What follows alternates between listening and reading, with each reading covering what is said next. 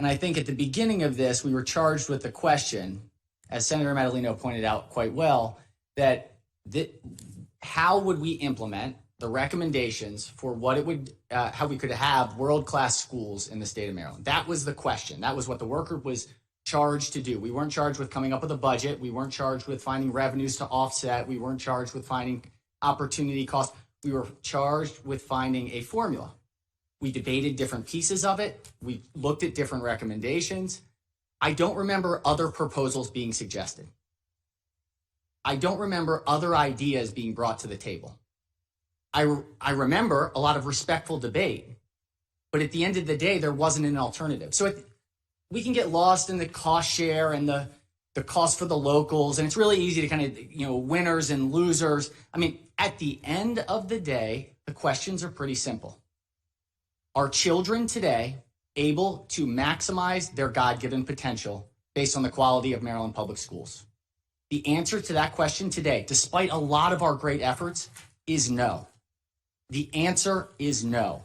Objectively, for less than 40% of our high school graduates are graduating college and career ready. That is unconscionable in the richest state, in the richest country in the world. It is totally unacceptable. The second real question is there a cost to the status quo? Obviously. We know right now that less than 25% of our graduates are earning a post-secondary degree, be it an AA degree, a BA degree, or some industry-recognized credential. We also know that at the exact same time, today, kids in our state today are facing a job market where 2 out of 3 jobs require that credential. 1 out of 4 are earning it. 2 out of 3 jobs require it. You fast forward that over the next 10 years, we are not talking about an education crisis. We are talking about an economic calamity.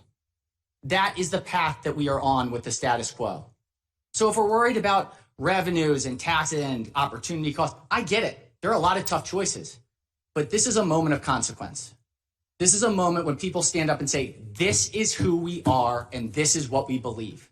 We believe in the power of young people across the state of Maryland. We are willing to put our time, our resources, and our money to show that each and every one of them deserves the opportunity to be great. We know what to do. This formula provides us a path to get there. I strongly vote in favor of the recommendation.